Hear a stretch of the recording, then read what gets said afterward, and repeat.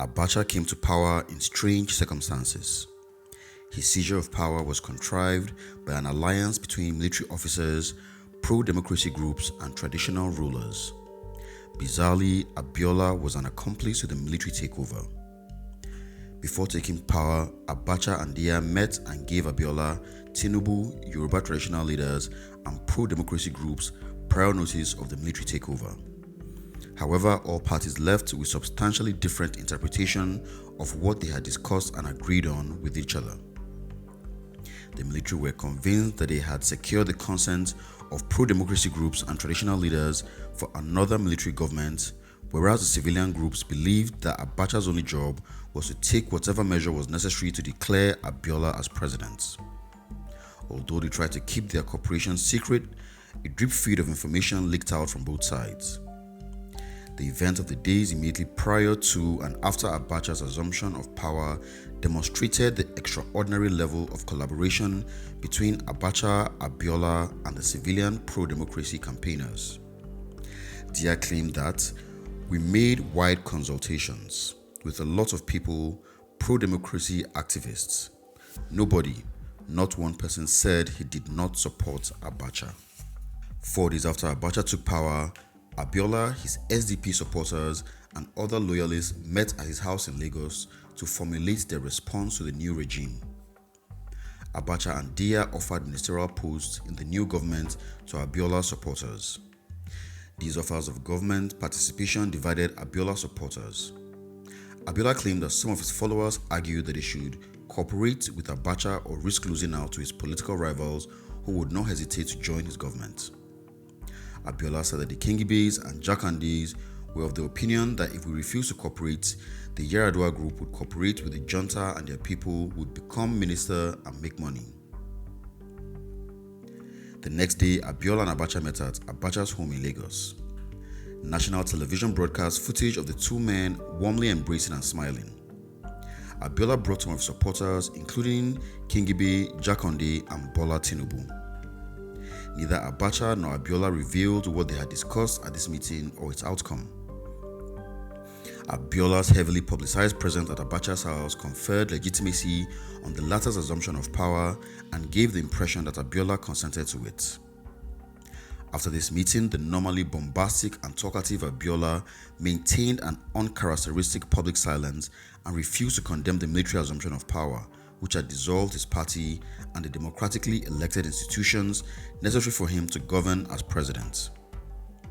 What was behind Abiola's benign disposition towards another military leader who had taken power without uttering a single word about Abiola's electoral mandate? It seems that Abiola reached some form of armistice agreement with the new military government.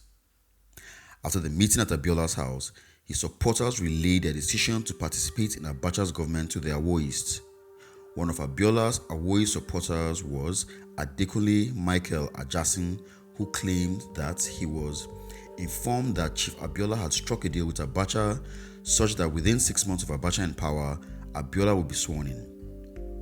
The period of Abacha was to be used to prepare the ground by placating those opposed to Abiola, recalling the Electoral Commission to complete its aborted job on June 12 election, and preparing for the installation of the winner of the election, that is, Chief MKO Abiola. Dia corroborated Ajasin's statement and admitted that the initial objective of the military's return to power was to engineer an Abiola presidency. Dia later said, "The objective then was to validate it. That is the truth. But we had a sort of divided opinion.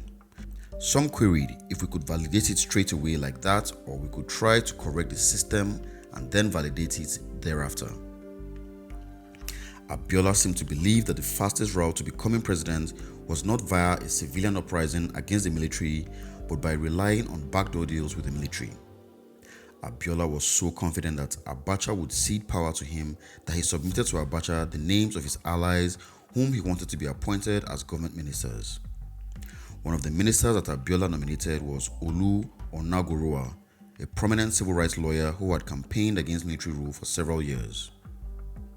The ministers whom Abiola nominated were to be his ears and eyes in the government. Abiola's nominees agreed to join the cabinet on the understanding that they would resign if Abacha renegated on his promise to Abiola. Solomon La and other SDP members also phoned Abacha to submit the list of ministers whom they wanted in the government. Adjacin also said that he was assured by emissaries of the new helpsman that the coming of Chief Abiola was a foregone conclusion under the new plan. Adjacin nominated Mrs. Mobolaji Osomo as a minister in the new government. Other Abiola supporters, apart from Onagorua and Osomo and SDP members, decided to accept ministerial appointments in Abacha's government. These included Abiola's vice presidential running mate, Babagana Kingibe, the coordinator of Abiola's presidential campaign, Dr. Jonathan Zwingina, the former governor of Lagos State, Lateef Jakonde, Ebenezer Babatokpe, the former governor of Anambra State, Jim Nwobodo, Jerry Gana, the former Senate President, Yochia Ayu, the former governor of Kano State, Abubakar Rimi, and the former governor of Plateau State, Solomon La. With so many SDP members joining the government, Abacha's cabinet bore the appearance of an Abiola committee led by Abacha. Incredibly, pro-democracy leaders took the risk of accepting the dissolution of all democratically elected structures in the country in exchange for ministerial posts in an unelected military government. Many Nigerians were astonished by the presence of Abiola supporters and so-called pro-democracy leaders in a military government. This seriously eroded the credibility of the pro-democracy movement, and Nigerians began to view civilian and military leaders as part of the same unreliable and interchangeable elite group. A Campaign for Democracy activist said that when he saw the names of civilians who joined the new military government, it was the biggest shock of my life. We took risk in the name of democracy. Hundreds were killed by the National Guards, hundreds were detained by the SSS and police. Then our so-called pro-democracy leaders joined the military to terminate democracy. I still cannot believe it. The intellectual figures whom Abacha assembled in his cabinet gave him credibility at a time of uncertainty. The president of the Civil Liberties Organization, Olisa Agbakoba, said, "Whether we like it or not, Abacha stole a major coup by bringing into his government all these people. Jakonde, Babatokpe, Onagorua, who would lend him credibility and legitimacy." For the remainder of 1993, Abiola faded into the background and refrained from criticizing Abacha, and the pro-democracy tumult subsided. Everyone adopted a wait-and-see approach to Abacha, who strangely ran the government from Nigeria's capital city of Lagos and had not bothered to move into the presidential villa at Abuja. He did not move to Abuja until February 1994. For the first 5 months of Abacha's tenure, Abiola barely said a word in public or raised a finger against the government.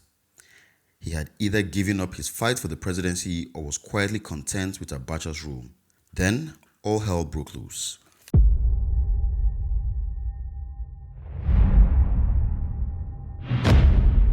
Everything was quiet until Newswatch magazine published an explosive interview with Brigadier General David Mark in its April 11, 1994 edition.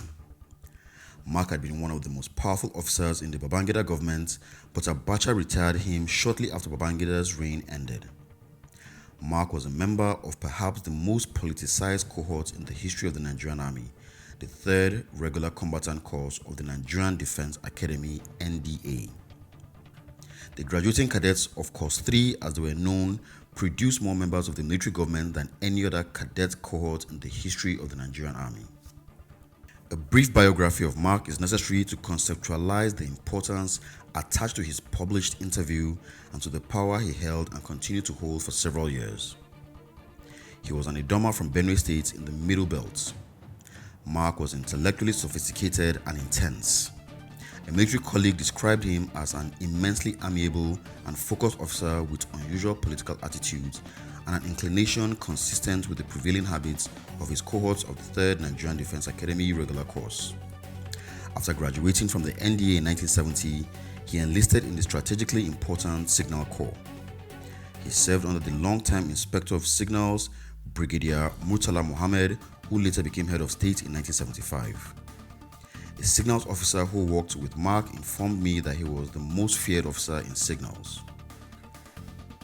In In 1976, Mark was appointed the chairman of the Abandoned Project Implementation Committee in Port Harcourt, which adjudicated its so-called cases of abandoned properties from which their Igbo owners fled during the Civil War, only to find them occupied by members of other ethnic groups who refused to vacate when their Igbo owners returned after the war concluded. The technical expertise of signal officers and their ability to disrupt or sever communication networks make them key strategic assets during coups.